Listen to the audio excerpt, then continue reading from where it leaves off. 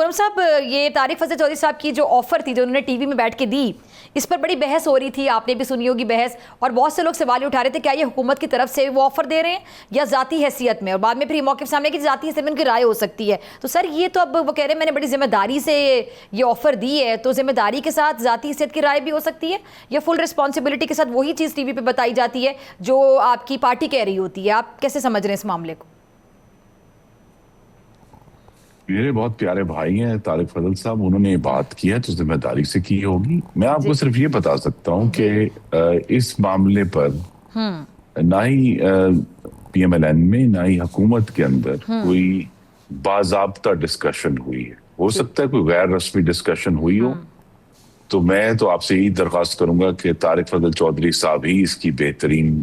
Explanation دے سکتے ہیں کہ انہوں نے بات کس بنیاد پر کی ہے. اچھا خرم دستگیر صاحب، آپ بڑے منجھے ہوئے سیاستدان ہیں، بڑے زیرک سیاستدان، بڑے میچور سیاستدان، اور بہت سے لوگ آپ کی تعریف اس بات پہ بھی کرتے ہیں کہ جہاں پہ آپ کی اپنی پارٹی میں بھی کوئی فلا یا غلطی ہوتی ہے تو آپ اس کی نشاندہی کرتے ہیں، جو کہ بہت کم سیاستدانوں کا وتیرہ ہے. اچھا یہ جب طارق فضل چودھری صاحب کی اگزامپل ہم سائڈ پہ رکھ دیتے ہیں، میں نے دیکھا کہ کچھ عرصے سے شاید یہ ایک پالیٹکس کا حصہ بن گیا یہ سلسلہ، کہ پریکٹس میں ہے یہ چیز، آپ اگری کریں گے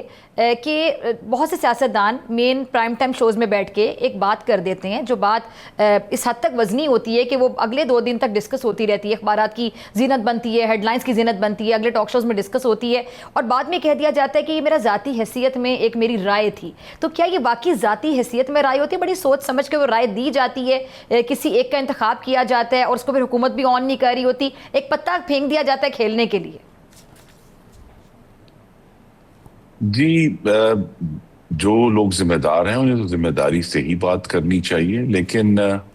اب یہ جو 24 گھنٹے کا ہمارے پاس الیکٹرانک اور سوشل میڈیا ہے، اس پہ غالباً اس طرح کے جو ایونٹس ہیں وہ زیادہ ہوں گے. میں توجیہ نہیں دوں گا، لیکن یاد کریں کہ ایک ایسا بیان جس کی بنیاد پر ایک پورا دھرنا کیا گیا 126 دن کا، اور اس میں سینکڑوں پولیس مین جو ہیں وہ زدوکوب ہوئے، پی ٹی وی پر قبضہ ہوا، پارلیمنٹ کا جنگلہ گرا، قصر صدارت پر حملہ ہوا. بعد میں کہا جی یہ تو شاید میرا سیاسی بیان تھا، 26 پنکچر والا، اگر آپ کو یاد ہو. ٹھیک ہے جی. تو اگر تو ایسی سپیچ، اگر تو ایسا کوئی بیان ہے جس کے نتیجے میں پارلیمنٹ کا جنگلہ گرتا ہے اور پولیس مینوں کی ہڈیاں ٹوٹتی ہیں، اس کی تو ضرور مذمت کرنی چاہیے. باقی سب میں نے کہا جو لوگ ذمہ دار ایسا بیان دیتے ہیں ان سے ہی پوچھنا چاہیے سب سے پہلے کہ انہوں نے اس کی بیک گراؤنڈ کیا تھی. ٹھیک ہے. اچھا سر، یہ آپ کی اپنی کیا رائے ہے؟ آپ ایک بڑے منجھے ہوئے سیاستدان، اور آپ کی پارٹی کی رہائی بھی میں آپ کے تھرو جاننے کی کوشش کرنا چاہتی ہوں کہ کیا پوری پارٹی ایک پیج پر ہے، یا آپ لوگ تو فی الحال تو اس چیز کو آن ہی نہیں کر رہا نا کوئی کہ اس طرح کی کوئی آفر دی گئی ہے؟ یہ کہا جا رہا ہے کہ نام بتایا جائے کس نے آفر دی ہے. پھر جو پی ٹی آئی والے ہیں وہ بھی اگر ہوا میں تیر چلا دیتے ہیں تو یہ چیز ان کی کریڈیبلٹی پہ بہت بڑا سوالیہ نشان ہے کہ جی منتقلی کی بات باقاعدہ ہوئی ہے، باقاعدہ آفر دی گئی ہے. لیکن اب جس طرح بیٹھ کے حکومتی وزراء ٹی وی پہ بیٹھ کے اس بارے میں بات کر رہے ہیں، ذاتی حیثیت میں چاہے کر رہے ہیں، تو اٹ مینس کہ کوئی نہ کوئی چیز تو ہے نا، کیونکہ آگ ہوتی ہے تو دھواں ہوتا ہے سر. تو منتقلی جو اچانک سے ان کی بنی گالا میں خبریں گردش کرنے لگیں، کوئی تو بیک گراؤنڈ ہوگا، اچانک سے تو نہیں ہو رہی یہ باتیں. دیکھیے میں اسی لیے میں تو قیاس آرائی سے پرہیز ہی کروں گا کہ اس پہ کیا ڈسکشن، کیونکہ میرے نالج میں کوئی باضابطہ ڈسکشن نہیں ہے. اور ویسے بھی قانونی طور پر یہ جو اگر ایکشن جو کہا جا رہا ہے اس کی مجاز حکومت پنجاب ہے، اس کا فیڈرل گورنمنٹ سے تو بالکل ہی کوئی تعلق نہیں. ٹھیک ہے. پنجاب حکومت کے پاس یہ اتھارٹی ہے کہ وہ یہ ایکشن کر سکتے ہیں. اس سے قطع نظر پارٹی کے اندر تو رائے یہ میں آپ کو اپنی دے سکتا ہوں کہ پارٹی کے اندر تو بڑی واضح رائے ہے کہ بانی چیئرمین جو ہیں ان کو پاکستان کی قوم کے جو 60 ارب روپے کی امانت تھی ان کے پاس، اس میں خیانت کے جرم میں عدالت نے سزا دی ہے اور وہ سزا کے طور پہ وہاں موجود ہے.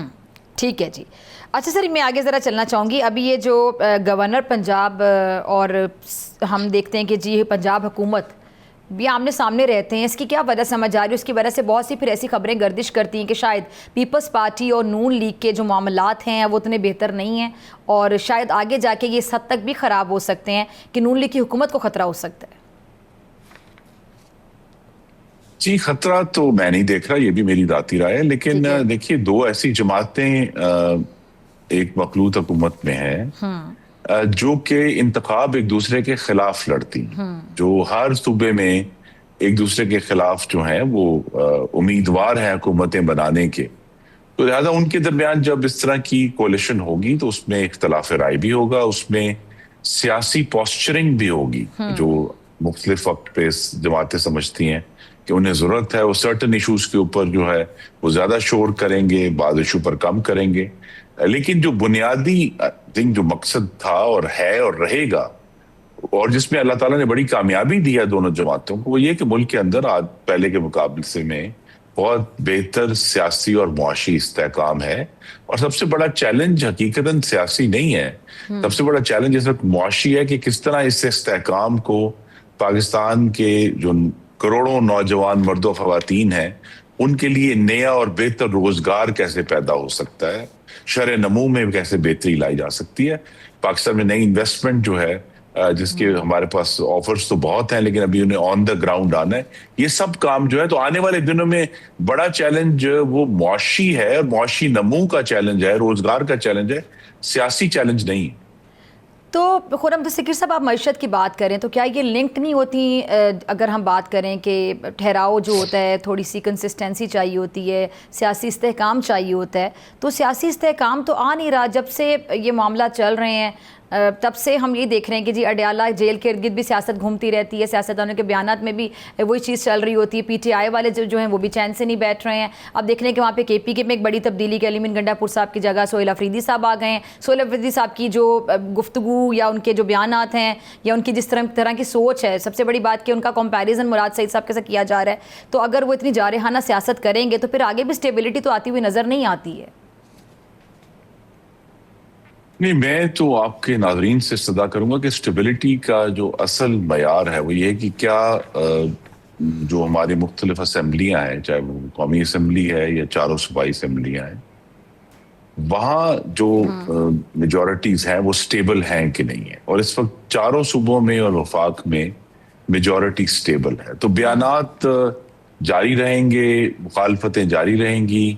اڈیالہ کے باہر جو ہے وہ مجاوروں کا جمگھٹا جو ہے وہ رہے گا، وہاں جو ہے ادھر پریس کانفرنسیں بھی ہوں گی، لیکن ابھی ہم نے جب آپ نے ذکر کیا نا جی کہ خیبر پختونخوا میں تبدیلی ہوئی ہے، لیکن آپ دیکھیے ان کی میجورٹی سٹیبل تھی، تو زیادہ وہاں بھی سٹیبلٹی ہے، باقی تینوں صوبوں میں بھی سٹیبلٹی ہے، تو چیلنج آئی تھنک جس طرح میں نے پہلے معیشت کا چیلنج دیا، دوسرا چیلنج بلا شبہ دہشت گردی سے لڑ کر پاکستان کو پرامن کرنا ہے، اور اس پرامن کرنے میں پہلا رول بھی کے پی کا اور اس کے بعد بلوچستان کا۔ اور اس طرح کی صرف بیانات کی حد تک نہیں ہے، آگے تو یہ بڑا باقاعدہ احتجاج کی، لانگ مارچ کی تیاریاں کر رہے ہیں اور عوام کو بھی بڑا تیار کر رہے ہیں اس چیز کے لیے، تو اگر لانگ مارچ، احتجاج، یہ سب کچھ ہوتا ہے تو پھر حکومت کے لیے اور خاص طور پہ معیشت کی جو بار بار بات کر رہے ہیں اس کے لیے ڈیفینیٹلی ایک بڑا چیلنج ہو سکتا ہے، اور پھر کس طرح نمٹا جائے گا؟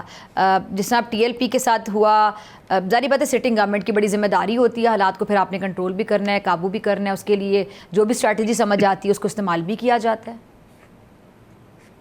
دیکھیے اپوزیشن کی مخالفت عدم استحکام نہیں ہوتی، وہ تو احتجاج کریں گے، ان کا حق ہے، اصل ایشو یہ ہے جس کے لیے ٹی ایل پی پر پابندی بھی لگی ہے اور تمام جماعتوں کو ایک سگنل بھی دیا گیا ہے کہ سیاست میں سے اب تشدد کو باہر نکال دیں۔ یہ جو روش ہے شہیدوں کی یادگاروں کی بے حرمتی، سرکاری عمارتوں کو اور املاک کو آگ لگانا، پولیس مینوں کو زد و کوب کرنا، ان کی گاڑیاں نظر آتش کرنا اور نہر میں ڈبونا، پولیس کے اوپر جو ہے وہ کیلوں والے ڈنڈے لے کر حملہ آور ہونا، پولیس کے اوپر جو ہے وہ پیٹرول کے بم بنا کر پھینکنا، جو بوتلوں میں مولوٹوف کاکٹیلز بنا کر پھینکنا، یہ عنصر اب سیاست سے نکلنا چاہیے۔ یہ اس کو نکال دیں تو پھر سیاست سب کے لیے کھلی ہے، ضرور کریں، اپنی بات بھی کریں، لانگ مارچ بھی کریں۔ دوسرا یہ ہے کہ جب ہم جمہوریت کی بات کرتے ہیں اور آئین کی بات کرتے ہیں، آئین میں صرف احتجاج کا حق تو نہیں ہے نا، آئین میں یہ حق بھی ہے ہر شہری کا کہ اس کو بلا روک و ٹوک آزادی سے اپنی معاشی، ذاتی اور کاروباری زندگی گزارنے کا حق ہے۔ تو ایسا احتجاج، ایسا مارچ دوسروں کی زندگیاں متاثر کرے، جو ان کے روزگار ان کے کاروبار، ان کی صحت، تعلیم کو روکے، تو حکومت نے وہ حق بھی دیکھنا ہے، صرف احتجاج کرنے والے کا حق نہیں ہے. جو لوگ امن و امان سے اپنی زندگی جینا چاہتے ہیں لیکن خرم ان صاحب کو بھی جو ہے حق دینا ہے ہمیں. آپ نے بڑی خوبصورتی سے آپ نے سارا یہ بیان کیا، لیکن سر اگر ہم بات کرتے ہیں احتجاج کی، جو احتجاج کی سیاست در آگے بڑھتی ہوئی دکھائی دیتی ہے، جو کہ پی ٹی آئی والے، تو ظاہری بات ہے سہیل افریدی صاحب کی تبدیلی جو ہوئی ہے، علی امین گنڈا پور صاحب کی، سہیل افریدی صاحب کو ریپلیس جو کیا گیا، تو وہ آئے ہی اس لیے ہیں کیونکہ بہت سی چیزیں جو نہیں مانتے تھے علی امین گنڈا پور صاحب، خان صاحب کی بہت سی انسٹرکشنز ان کو نہیں مانا جاتا. ان میں ایک بہت بڑا مطالبہ یہ بھی ہوتا تھا کہ بڑے دھڑلے کے ساتھ آ کے آپ لانگ مارچ کریں، اسٹریٹ پاور دکھائیں، جو کہ نہیں دکھائی جاتی تھی. اور علی امین گنڈا پور صاحب کے بارے میں پھر آپ کو پتہ ہے کہ ان کی اپنی پارٹی کی جانب سے بڑی انگلیاں اٹھائی جاتی تھیں اور بڑی تنقید کی جاتی تھی کہ آپ خود وہاں سے غائب ہو جاتے ہیں. تو اب افریدی صاحب کے آنے سے یہ چیز تو کنفرم ہوگی کہ یہ سب کچھ ہوگا جو خان صاحب چاہ رہے ہیں. لیکن سر اس کا اکانومی پہ اثر اس طرح پڑتا ہے کہ جو انویسٹرز ہوتے ہیں، جب ایسے حالات ملک میں چل رہے ہوتے ہیں تو انویسٹرز بھی انویسٹمنٹ کرنے سے تھوڑا سا گھبراتے ہیں. جس طرح بڑی کمپنیز ہوتی ہیں، جی بڑی کمپنیز، سوری میں آپ کی بات کاٹ رہی ہوں، بڑی کمپنیز ہیں، اگر اپنا بزنس کو وائنڈ اپ کرے گا تو ڈیفینیٹلی بینگ اے پیٹریوٹ ہمیں تو دکھ ہوگا، مجھے تو بڑی تکلیف ہوگی، آپ کو بھی ہوگی. 26 نومبر 2024 دوبارہ نہیں ہوگا، جس میں 5 رینجرز کی جانیں گئیں، ایک پولیس مین کی جان گئی. کیا وردی والوں کا خون بے حق ہے کہ آپ اس کو زمین پر بہنے دیں اور کہیں گے جی سیاسی احتجاج ہے، کیا ہو گیا جی اگر 6 جانیں چلی گئی؟ اس طرح تو ہم ہر چیز کو جسٹیفائی کر دیں گے. تو میں پھر کہوں گا کہ اگر آفریدی صاحب بھی قانون کے دائرے میں رہ کر ان کو جو جگہ ڈیزگنیٹ کی جائے وہاں آ کر اپنی بات کریں، سخت ترین تنقید کریں، لیکن یہ جو طریقہ انہوں نے 26 نومبر کو یا اس سے پہلے 9 مئی کو اپنایا تھا پی ٹی آئی نے، یہ اب نہیں ہوگا. ہمیں جو ہے اپنے معاشی استحکام کے لیے بھی اور اوور آل ملک کو آگے لے کر جانے کے لیے بھی اب سیاست میں سے تشدد کو باہر نکالنا ہے. اور وہ لوگ جو یہ سمجھتے ہیں کہ تشدد کے بغیر ان کے مقاصد حل نہیں ہوں گے، تو پھر آپ دیکھیں گے جو ٹی ایل پی کے ساتھ ایک قانون حرکت میں آیا. اچھا خرم دستگیر صاحب، آپ نے 26 نومبر کا ذکر کیا تو میں بھی ذرا 26 نومبر کی طرف پیچھے جاتی ہوں کہ شیر افضل مروت صاحب نے حال ہی میں ایک بیان دیا کہ جی نومبر 2024 میں جو معاملہ ہوا تھا اس میں حکومت، گورنمنٹ اور پی ٹی آئی کے درمیان بہت سے معاملات طے ہو گئے تھے، جس میں وہ یہ کہتے ہیں کیٹیگوریکلی کہ عمران خان صاحب کی رہائی بھی شامل تھی. تو آپ اس کی تصدیق کرتے ہیں، تردید کرتے ہیں؟ اور اگر ایسا نہیں تھا تو یہ اتنے کانفیڈنس سے ایسی باتیں کیوں کر دیتے ہیں آ کے ٹی وی پہ؟ جی میں تو چونکہ اس ساری سودے بازی کے میں بالکل بھی مجھے کوئی نالج نہیں ہے، لیکن یہ ضرور ہے کہ اگر ان کی پارٹی کے اندر سے کہہ رہے ہیں کہ جو اس وقت تمام این آر او اور سودے بازی کی تیاری تھی، تو یہ ان کے اوپر بھی ایک کامنٹ ہے کہ وہ کس قسم کے اقبال جرم کر رہے ہیں، کیونکہ باقی دنیا کو تو وہی سمجھاتے ہیں کہ جی ہم تو کوئی کمپرومائز نہیں کریں گے. دیکھیں سیاست میں ایک بات سمجھنے کی ہے کہ ووٹ لے کر آنا صرف آپ کو حکومت یا رکن اسمبلی نہیں بناتا، اس کے ساتھ عوام کی خدمت کی ذمہ داری بھی آتی ہے. لیکن پی ٹی آئی عوام کی خدمت کی ذمہ داری والا حصہ جو ہے اس کو وہ ردی کی ٹوکری میں ڈال چکے ہیں اور وہ صرف جو ہے اپنے اقتدار کی ہوس کے پیچھے چل رہے ہیں. میری ان سے یہی استدعا ہے، آفرین صاحب کو بھی میں بڑے ادب سے یہ درخواست کروں گا کہ وہ جو 4.5 کروڑ پاکستانی کے پی میں رہتے ہیں ان کو ردی کی ٹوکری میں نہ ڈالیں. ان کی صحت کی، تعلیم کی، امن و امان کی، انفراسٹرکچر کی بہتری کی کوشش شروع کریں اور اس صوبے کے وسائل ان صوبے کے لوگوں پر خرچ کریں، ان کی زندگیوں کا تحفظ دینے پر خرچ کریں، نہ یہ کہ وہ مستقل وفاق پر چڑھ دوڑنے کے لیے استعمال.